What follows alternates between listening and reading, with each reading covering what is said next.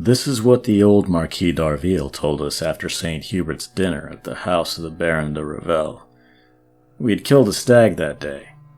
The Marquis was the only one of the guests who had not taken part in the chase. He never hunted.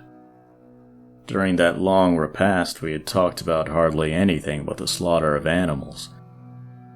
The ladies themselves were interested in bloody and exaggerated tales, and the orators imitated the attacks and the combats of men against beasts, raised their arms, romanced in a thundering voice. Monsieur d'Arville talked well, in a certain flowery, high-sounding, but effective style. He must have told his story frequently, for he told it fluently, never hesitated for words, choosing them with skill to make his description vivid. Gentlemen, I have never hunted. Neither did my father, nor my grandfather, nor my great-grandfather. This last was the son of a man who hunted more than all of you put together. He died in 1764. I will tell you the story of his death. His name was Jean. He was married, father of that child who became my great-grandfather, and he lived with his younger brother, Francois d'Arville, in our castle in Lorraine, in the midst of the forest. Francois d'Arville had remained a bachelor for love of the chase. They both hunted from one end of the year to the other, without stopping and seemingly without fatigue. They loved hunting, understood nothing else, talked only of that, lived only for that. They had at heart that one passion, which was terrible and inexorable. It consumed them, had completely absorbed them, leaving room for no other thought. They had given orders that they should not be interrupted in the chase for any reason whatever. My great-grandfather was born while his father was following a fox, and Jean d'Arville did not stop the chase, but exclaimed, "The deuce! The rascal might have waited till after the view. Halloo!" His brother Francois was still more infatuated. On rising, he went to see the dogs, then the horses, then he shot little birds about the castle until the time came to hunt some large game. In the countryside they were called Monsieur le Marquis and Monsieur le Cadet. The nobles then not being at all like the chance nobility of our time, which wishes to establish an hereditary hierarchy in titles. For the son of a marquis is no more a count, nor the son of a viscount a baron, than a son of a general is a colonel by birth. But the contemptible vanity of today finds profit in that arrangement. My ancestors were unusually tall, bony, hairy, violent, and vigorous. The younger, still taller than the older, had a voice so strong that, according to a legend of which he was proud, all the leaves of the forest shook when he shouted.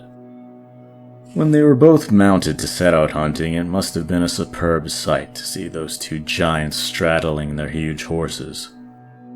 Now toward the midwinter of that year, 1764, the frosts were excessive and the wolves became ferocious. They even attacked belated peasants, roamed at night outside the houses, howled from sunset to sunrise, and robbed the stables. And soon a rumor began to circulate.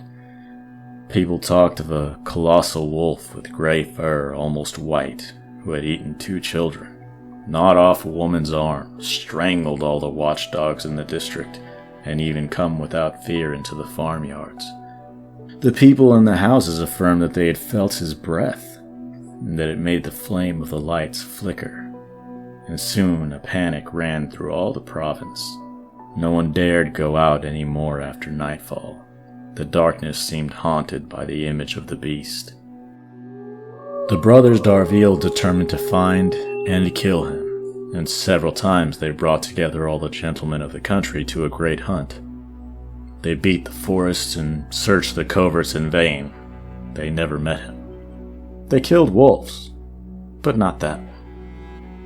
And every night, after a battue, the beast, as if to avenge himself, attacked some traveler or killed someone's cattle, always far from the place where they had looked for him.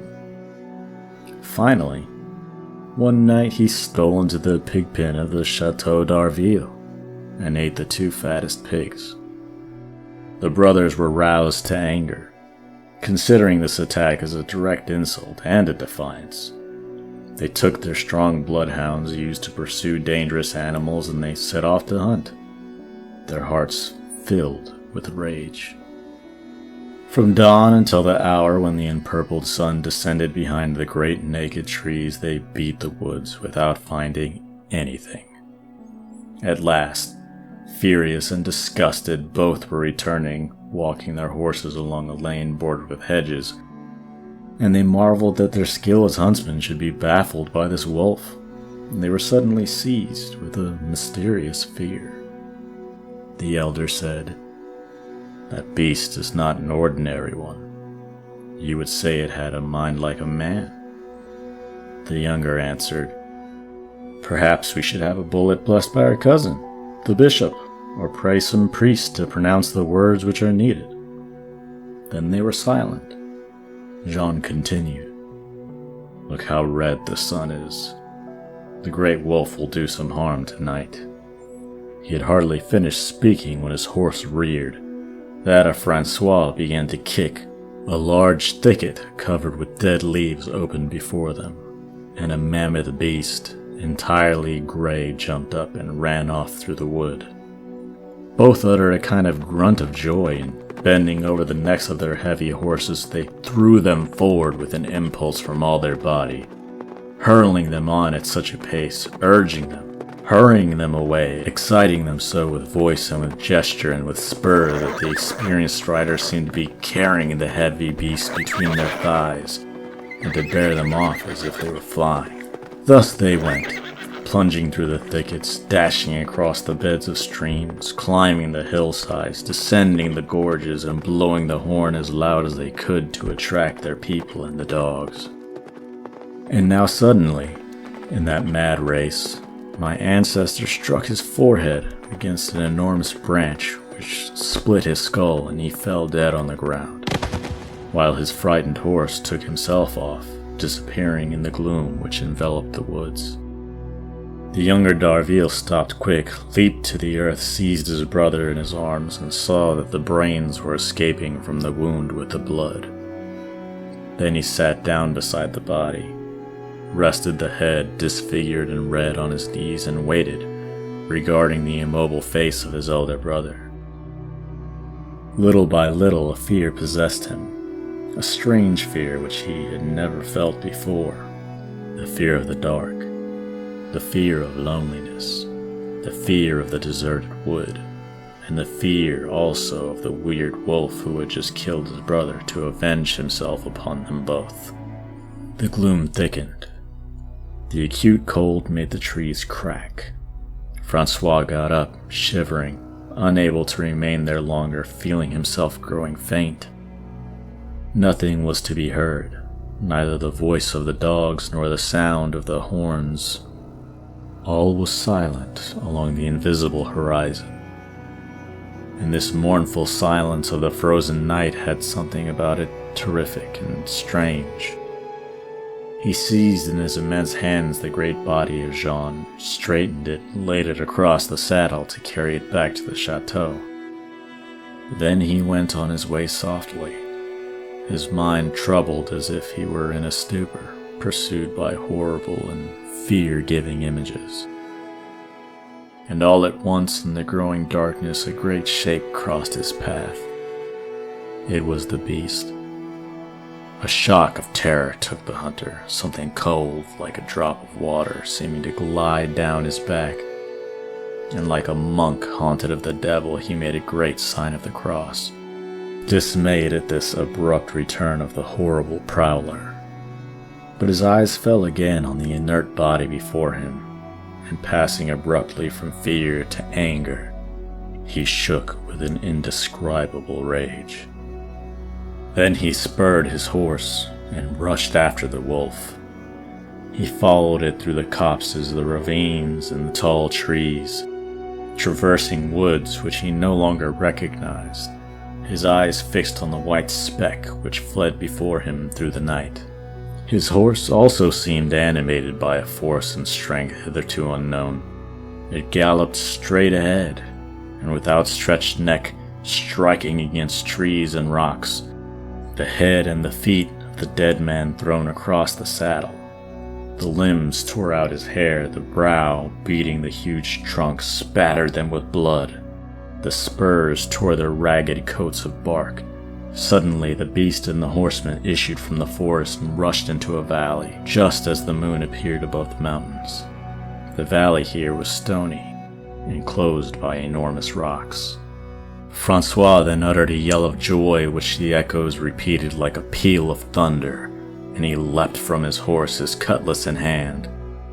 The beast, with bristling hair, the back arched, awaited him, its eyes gleaming like two stars. But before beginning battle, the strong hunter, seizing his brother, seated him on a rock and, placing stones under his head, which was no more than a mass of blood, he shouted in the ears as if he was talking to a deaf man, "Look, Jean! Look at this!" Then he attacked the monster. He felt himself strong enough to overturn a mountain, to bruise stones in his hands. The beast tried to bite him, aiming for his stomach, but he had seized the fierce animal by the neck without even using his weapon, and he strangled it gently, listening to the cessation of breathing in his throat and the beatings of his heart. He laughed, wild with joy, pressing closer and closer his formidable embrace, crying in a delirium of joy, "Look, Jean, look!" All resistance ceased. The body of the wolf became limp. He was dead. Francois took him up in his arms and carried him to the feet of the elder brother, where he laid him, repeating in a tender voice, "There, there, there, my little Jean. See him." Then he replaced on the saddle the two bodies, one upon the other, and rode away. He returned to the chateau, laughing and crying like Gargantua at the birth of Pantagruel, uttering shouts of triumph and boisterous with joy as he related the death of the beast, and grieving and tearing his beard and telling of that of his brother.